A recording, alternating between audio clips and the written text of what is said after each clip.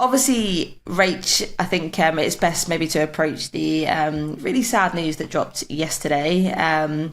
Diogo Jota, the Liverpool and Portugal forward, and his brother Andre Silva passed away yesterday morning. I think from all of us in the football community, absolutely devastated by the news. I think it doesn't matter whether you're a women's fan, a men's football fan, a general fan, or just a member of the general public who couldn't care less about sports.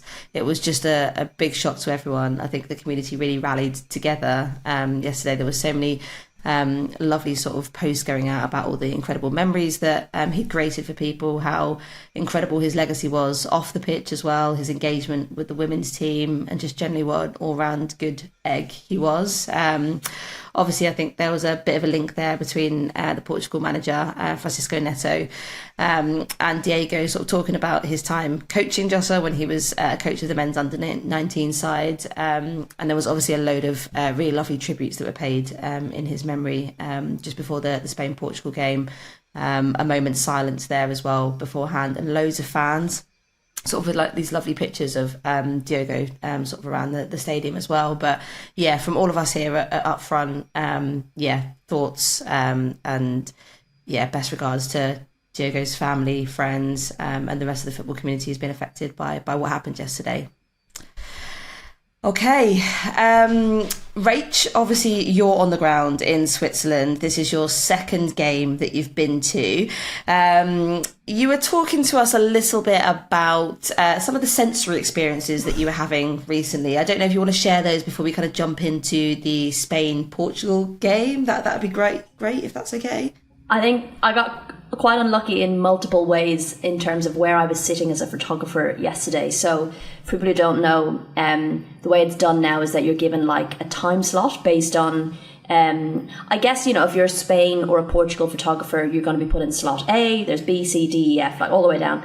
And you get given a time slot and you go online, you pick your seat. So I did that. I picked the seat I wanted. I wanted to be able to shoot Spain coming out, for example. So I was like, I'll do their defending end for the first half. Nice. And I'll do their then I'll get their attacking end in the second half. It's always a bit of a lottery. And I didn't think I was going to get any goals, because obviously that fifth goal, which we'll get into, was scored in injury time. But I was sat there for the whole second half going, seriously? They've scored 4 goals in the first half, which I didn't get any of. And that now, was a gamble that didn't really pay off, for sure. Well, this is it. It's hard. It's a hard gamble to play as a photographer. And sometimes if you know someone down the other end, maybe you can switch, but that's not always guaranteed. So I had that issue. And I also had to contend with the smell in the stadium. So for whatever reason where I was, you couldn't smell it up in the press box, but down my end of the stadium, and there was kind of like an opening at the back of the stadium. Maybe it was wafting in from there, but it just smelled like hot garbage. And nice. It was quite off-putting in the Wankdorf Stadium. So it was a combination. Sorry, what was that? No. Roll back a second there. What was it called? The Wankdorf Stadium. Nice. Plastered Yeah, that's in what I big thought you letters said. across the seats. So cool. It was a lot, but I will say it was slightly less hot than the day before. So I guess that garbage smell could have been worse if I'm looking for the positives. Oh, that's really nice. Thank you for giving myself and the listeners that real flavour, I suppose, of what's happening on the ground. We obviously want to know about the football, but I think it's really important to actually get that sensory experience of like what's going on in the wider context. Feel like you're there right with me. Yeah, I do. Honestly, I might just open up the bin later just to get that that experience of what you've had. Yeah, I might. maybe not that part. Anyway, let's get stuck into the game, because it obviously was a very spicy game. Spain beat Portugal 5-0. It was one-way traffic. We can't deny the fact that Spain were incredibly dominant in this game. I was looking at some of the possession stats, and I think it was up around the sort of 73-75%. Spain obviously in possession, absolutely rampant. By the time 45 minutes came round, Spain were already up 4-0. We've got to talk about some of these goals, because they were coming left, right and centre from all different areas of the pitch, created completely different chances. And of course, Esther Gonzalez's opener, came within a matter of seconds. Did it feel like actually when that first goal went in that it was just going to be, that was it? The floodgates had already opened a mere 90, 120 seconds into the game, and actually that was just the sort of marker for how the game was going to go? Yeah, absolutely. Initially, first goal goes in, you think, okay, Portugal are not at the races. They've not woken up. Get it together. Here we go. Get that bin smell in your face. Come on, let's go. Really wake yourself up, like one of those smelling salts type things. And you thought, okay, right, get compact. Don't let them have another one. 5 minutes later, Vicky Lopez, right? So 2 goals in 5 minutes. And I messaged Sophie and I was like, so this is how this game's going to go. I suppose it's no surprise, really. I think, we called it a bit. We also thought, they've had to deal with this really difficult news during the day. It could be a galvanising factor. It could be something that, I don't want to say distraction, but it's something else that they're thinking about, which is completely understandable. But I thought then when it got to 2-0 and then they held it for a little while, and I was like, okay, maybe they'll be able to become a little bit more disciplined. I think that's what I found really frustrating with Portugal. And if you watch some of the goals back, the defensive discipline just isn't really there. They look a bit like, I don't want to say kids, I don't want to be disrespectful, but that kind of following the ball type vibe and not sticking with your player and maybe not recognising the role you have in this game. It's like the couple of goals went in and they just completely forgot what they were supposed to be doing on the pitch. And then they scored, the 4 goals came another 2 minutes, 41 minutes and 43 minutes. And it was almost like that goal went in and Spain put the foot down and was like, get him again, really kind of ruthless. And they did it again then after the Putellas goal, and then Gonzalez scored again. So, yeah, it was that kind of idea of a 1-2 punch, you know what I mean? Hitting them while they were down. And suddenly it was 4-0 at half-time. But I think the frustration is the number of goals Portugal have conceded over the last few games is up in the 20s, I think, in their last 4 or 5 games. And I think it's concerning that there isn't that kind of tactical intelligence. And look, playing Spain is bloody hard, right? We all know how difficult it is to play against them, to recognise what you need to do, to be super disciplined for 90 plus minutes. But it was almost like they went out to try and play their own game against Spain, which just seems really naive. And Spain just cut them apart. I was going to say, I think, the commentary kind of picked up at it at half time, and they were kind of saying it looked like there was a disorganised backline for a start. There was, like you said, Rach, that ball watching there. I mean, there was a couple of the goals where the balls were kind of coming in from either the left or the right wing, and the Portuguese players were completely, all 4 of them, all 4 or 5 of them around the penalty area, just looking directly at the ball, not following markers that were running in behind them. And I think that's how a couple of the goals were scored. And it was a little bit baffling to see that, because Portugal, they weren't expected to win this game, but they are of a really good standard. And I think even doing the basics, that just wasn't there at all. And I think, I've got to give credit to Esther Gonzalez. I thought she was absolutely spicy as hell during this game. I think she was very lucky with it was the second goal, wasn't it, where she it came off her shin. I don't think she'd even realised that it gone in. And it was senior, wasn't it, with the cross? Yeah. Yes. And it kind of, I think it sort of like hit the bar, hit the post, and then kind of came back in, and it happened to sort of find its way to Gonzalez's shin and went in. And I think that seemed like the goal that felt like the absolute nail in the coffin. At 2-0, there's a glimmer of hope, a very small glimmer of hope. You could get a goal. It could be 2-1. It might not feel so bad. But yeah, that third goal, you could see just the disappointment. And I felt sorry for the Portuguese goalkeeper as well. I think, she had an absolute rough time of it and did her absolute best with what she had. But she was being sold down the river, I think, by the lack of defensive awareness that was going on. Got to talk also, I suppose, about Alexis Putellas' goal.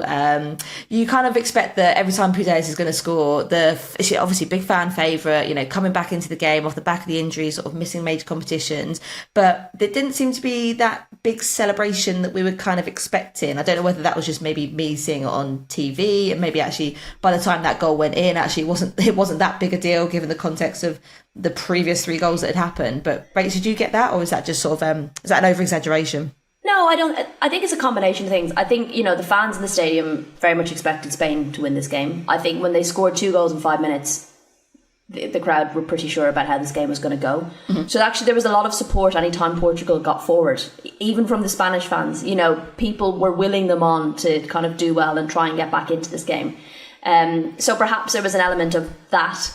You have to factor in what the Portuguese team are going through. Perhaps there was an element of respect as well. But, I think Spain knew they should be winning this game. So once they get 2-3-0 up, it's what they're expecting to do, I suppose. I thought Putellas had a really good game, very, very impactful. I know I want to go back to what you touched on Gonzalez there. I just think she's just added another layer to the Spanish style of play, which I didn't think they could find. But, you know, in the past we've spoken about sometimes players being put in that number 9 position, that it's not really their natural position. Sometimes Salma Parayuelo has been put up there and she's not as effective in that position as she would be out wide. And I think Gonzalez offers that clinical number 9. You kind of see it with Barcelona as well, with Payet, where they have that option now where they can go long, and we're seeing Spain do that sometimes where they're going over the top, but it's just another weapon that they can use. And it just felt like Portugal then were at 6s and 7s. They didn't know where it was going to come from next. So yeah, Putellas got the goal, could have had more. We've got to touch on Vicky Lopez as well, getting a goal. She had to step in Aitana Bonmatí's absence. You know, and we said no, Bonmatí is no problem, I think is what the BBC headline is, but they've such a wealth of experience, and Lopez came in and really shone, like her first Euros start, and she gets a goal. So that's going to be a very exciting thing for Spanish fans to see her coming on the pitch doing well. She could really light this tournament up, I think.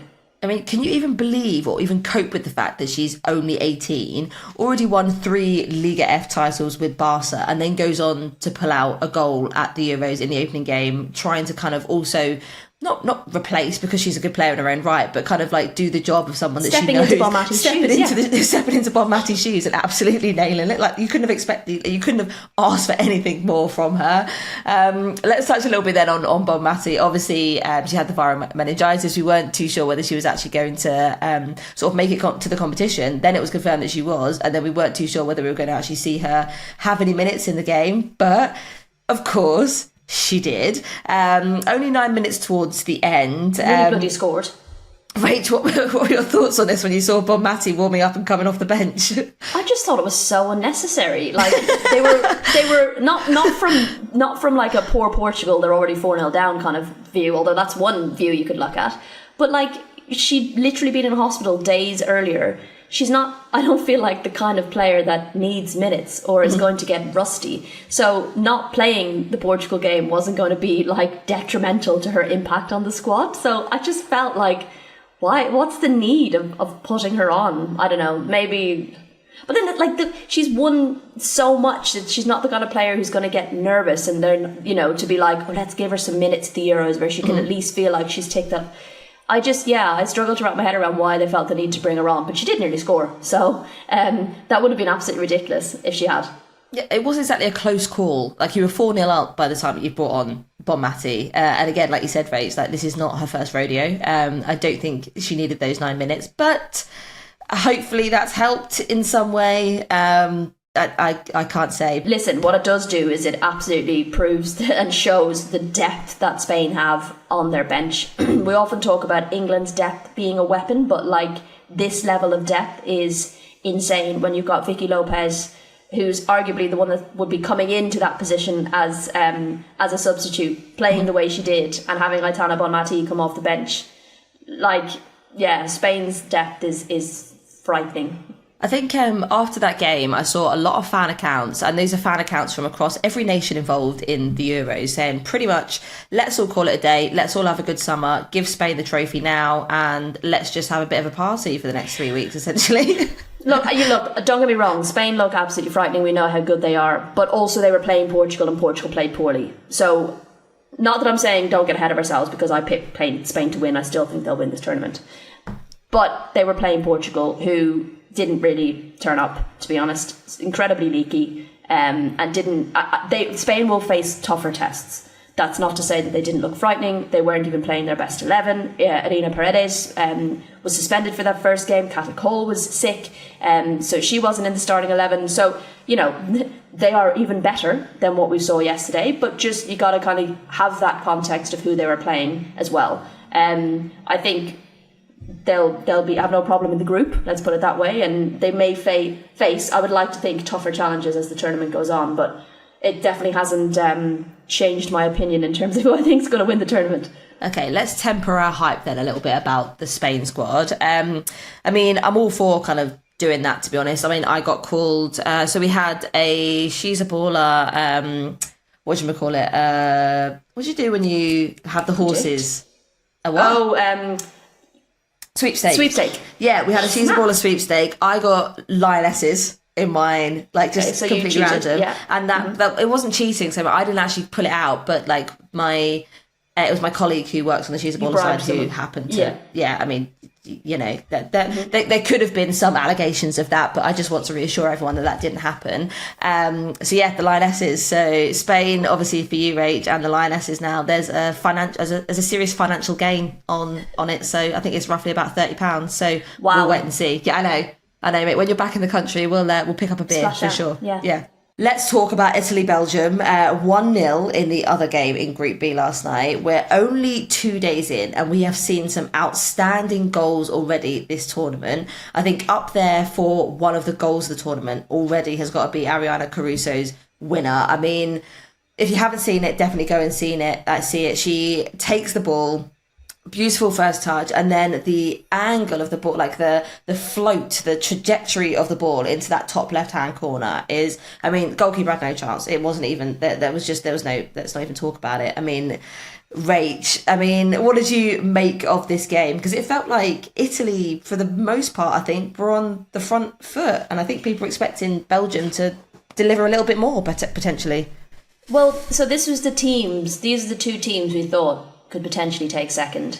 I actually didn't think it would be as close an affair as it was, and I think it was quite a close affair. I actually think Belgium, to a degree, edged it in the first half. I think they looked comfortable dealing with Italy, and they looked dangerous when they went on the counter, which they are very good at, and they had a number of times where they sent the ball over. They had a very quick counter-attack, and they had opportunities. You know, Tessa Vullart pulled one wide. I think there were a couple of times where Tessa Vullart found herself out wide and she needed a Tessa Vullart in the middle, you know, that kind of way. Like, she almost needed someone else to be making that motion and that run up the wing so that she could be in the middle to finish it off. But yeah, I think Italy defensively stayed strong, stayed in the game. They created chances, even with less possession, especially as the second half went on. You know, they obviously got the goal just before half time, but with less possession, they created more. They were more efficient with the opportunities they created as well. So I think Belgium will be disappointed to have had 53% and have 10 shots with only 2 on target, whereas Italy had 17 shots with 7 on target. I think as the game went on, the second half went on, Italy could have put the game to bed. Definitely. You know, they could have been a little bit more comfortable towards the end and made it 2 or 3-0. Cheeky little back heel by Garelli that was amazingly saved by the goalkeeper. But yeah, I mean, that could have been kind of one of those Alessia Russo Euro 2022 moments. But yeah. So yeah, I think it got nervy towards the end, and I think had Italy allowed Belgium back into it, they would have been very disappointed because, you know, they had the chances to put the game to bed. But yeah, I think probably deserved the 3 points. And I'm pleased, obviously, because I pipped them for second. I think they need to pick it up a little bit. They're just, I think, sometimes a little bit passive or a little bit sloppy when they came to chances, and some of those shots on target were quite kind of soft, weak shots. So, like I said about Portugal, you know, when you do create those opportunities, you're going to be coming up against Spain. You need to be more efficient and more confident in front of goal, I think. Mm-hmm. I mean, one of the benefits, and I think it was Emma Sanders who pointed this out, it also ended a run of Italy of 3 successive losses to Belgium. So that's quite a nice little stat there. Yeah. Got the boogeyman off your back. They haven't won an opening game at the Euro since 2009, and that was against England. Yeah, so, you know, this could kind of maybe give them a bit of a boost. I'm trying to think, I think it was at the Euros last year where it opened, and they played France, I think, and they lost 5-0. They were like 5-0 down in the first half or something. And funnily enough, that was the Spain-Portugal game reminded me of that Italy-France game because, of course, I was sat the wrong bloody end for all 5 goals. So, yeah, I think this is an important win for them to get this in their first game because, yeah, Spain's going to be tough, but they'll feel that they can take Portugal. I think it's that. I mean, it kind of creates a little bit of that mental block, I think. I mean, for Belgium, this is the game that you want to pick up points in. You know that you're going to be facing Spain. So now you're kind of thinking, oh, that's probably like potentially 2 losses that we've registered there. That's going to make getting out of this group stage a pretty monumental task. But Belgium could pull it out of the bag and do something unbelievable and, you know, create that David and Goliath type situation. We've seen weirder things happen at the Euros. They play Spain next. And again, you know, They know they can score against Spain. I think it was in the Nations League. They went 2-0 up, ultimately losing 3-2. But they're the kind of moments they're going to have to draw on. And they will be frustrated that they lost just the 1-0 to Italy because obviously it's kind of between them. You never know. Portugal could come and surprise them all. Portugal play Italy next. So, yeah, round 2 of the matches is going to be very telling. Definitely. Well, coming up after this, we look ahead to tonight's games and also talk England. Tonight, obviously, we've got Denmark versus Sweden and Germany versus Poland. So just to recap there, so Germany beat Poland in the recent Nations League and will expect to do the same tonight. This will be Poland's major tournament debut. I mean, how excited are you, Rach, to kind of see Poland in action? It feels like, you know, you've got your Polands, you've got your Wales, and this is like the first real kind of foray into big tournament football. I think regardless of what happens tonight, it's going to be a monumental one, and you can never underestimate an underdog or a dark horse. Never. No, and I think obviously Eva Pajor is a huge weapon for Poland. Definitely. Because you know, with some of the teams that we are considering underdogs, they perhaps don't have those weapons that when they do, and I touched on it there with Portugal, those decision making, like getting into those moments. One of the Portuguese fullbacks, I can't remember which one it was, kind of found herself in loads of space, and you could just see her as she got to the box, just like bloody nosebleed. She was so high up the pitch. Do you know that kind of way? She was just like, I don't know what to do in this situation. I'm going to turn back around. And then she was surrounded by three Spanish players, and Aitana took the ball off her. So I think such a weapon for Poland is having a player like Pajor who knows what to do in front of goal, who's not going to panic when she has a potentially quite rare moment up front. So I think that's a huge weapon. It's going to be up to the team to be compact, to be disciplined. You know, Germany are scary at the moment, absolutely clicking, scoring goals for fun. So they really need to do their job of being really disciplined in defence. And then when they can find Pajor, you know, that's the thing for the teams playing Poland is, yes, it's their debut. Yes, they're the underdogs. But in the back of your mind, you're like, they've got one of the best strikers in the world. We can't let her get the ball. So you can't just sit like Spain would like fully attacking with their fullbacks. You can't be afforded to almost go, we'll all go for it. Like, even if the ball gets forward, it's probably not going to result in anything. You know they've got a bloody weapon waiting, and that's a real threat. So do you reckon getting into this game then the tactic is essentially don't let Pajor get it? Yeah. But, well, equally, you know, they've got enough in this squad to be able to put goals away as well. So I think for Poland, they're going to want to try and keep this tight. If they can get a goal, I think it could give them a lot of confidence. They're in a extremely tough group, the group of death too, arguably. And a bit like Portugal, they probably aren't looking at this game as one that they're going to win or target to win. Of course, they're going out to win every game, but, you know, it wouldn't be the end of the world. So I feel like anything they can get out of this would be a bonus. Well, talking of the second half of this Group C, Denmark's last game, also against Sweden, they lost 6-1.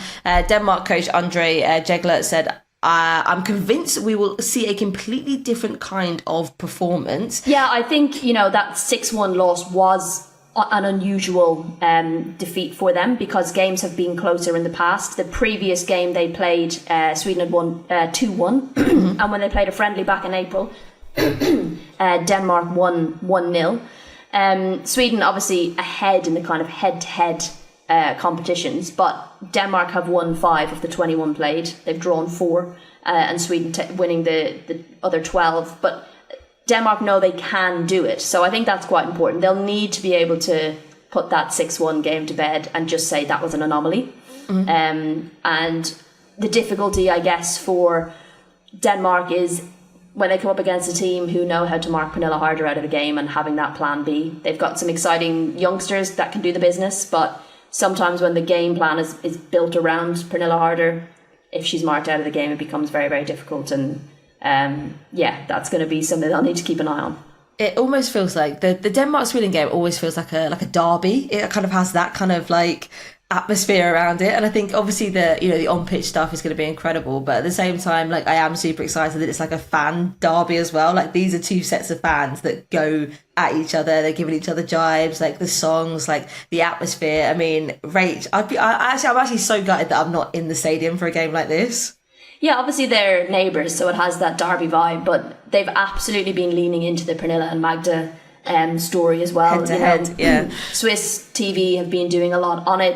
The two have been incredibly open as well. They had Swiss TV into their home and they spoke about it and all that kind of stuff. Apparently, Harder was extremely annoyed when they drew each other and had a little huff about it. But yeah, I think for both of them it's difficult because obviously they want each other to do well. They both want to get out of the group, obviously not at the expense of each other, but I imagine that that's quite like a difficult thing to balance. I think, yeah, for Sweden, sometimes they can be a bit shy in front of goals, sometimes they can't. Sometimes they'll score 6 goals, sometimes they can't get one in the back of the net. So it very much depends on how they turn up in this one. They did beat Norway 2-0 in a friendly just before the tournament. So yeah, they'll want to be getting their shooting boots on against Denmark. It's probably between them and Denmark for who comes second. So they'll both absolutely want to be getting off the mark with this game.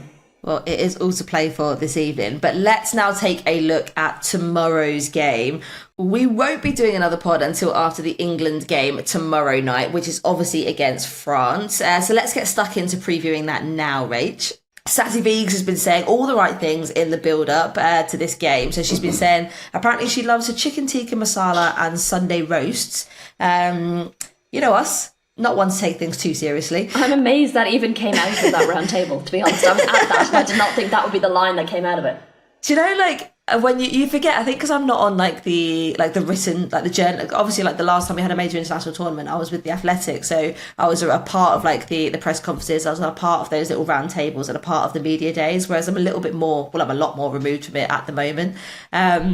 And you kind of forget those like lovely little nuggets of like their personalities coming through and having that face-to-face contact and seeing like how they interact and how their body language changes throughout the tournament. So yeah, that's really nice actually. I'm really glad that Sassy Biggs has got on board with a Sunday roast. I think that will be to the delight of many a England fan.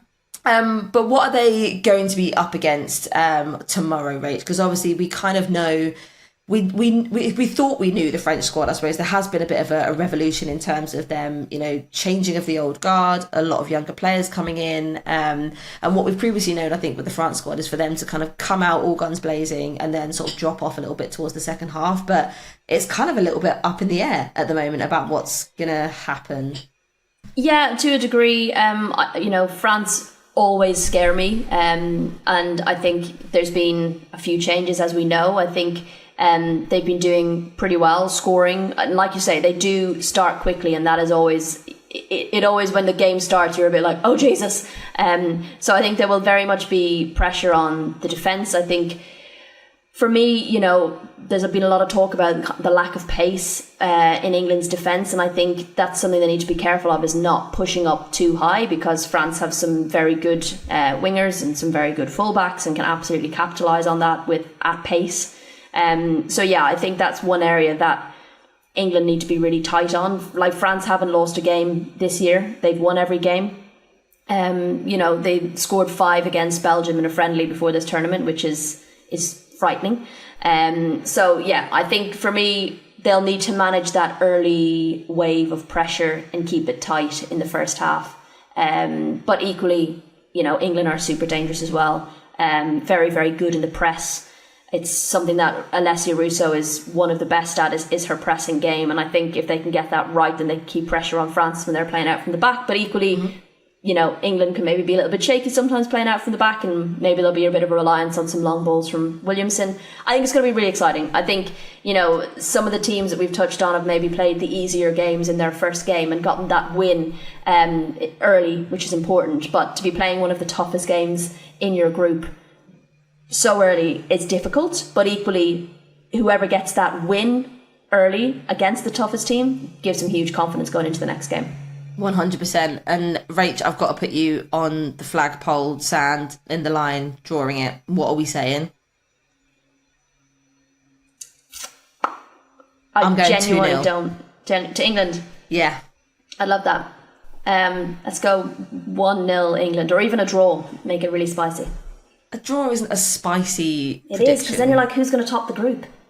Oh, fine. Okay, cool. You're playing the longer game with that one. All right, fine. I hear you. Obviously, Wales also make their major tournament debut against the Netherlands at 5 p.m. tomorrow, which is going to be an incredible first game for the Welsh squad. There was a really nice there's a few posts coming out recently about Wales being the gayest squad at the Euros. That was from the Gay Times and Pink News. That wasn't just from like me like it wasn't a Daily Mail type thing, it was actually a verified thing, which I thought was really lovely. Loads of really supportive comments. It's been sort of doing the rounds on socials, and obviously now I think they have the whole of the LGBTQ plus community behind them, and basically saying they should be the winners of the tournament regardless of what happens. So but I think it's going to be super, super exciting. Obviously making your debut, even potentially sort of maybe trying to get a point, maybe trying to score a goal, and sort of creating history in those moments anyway. So wishing obviously England, Wales the best of luck in tomorrow's game. It's going to be so exciting.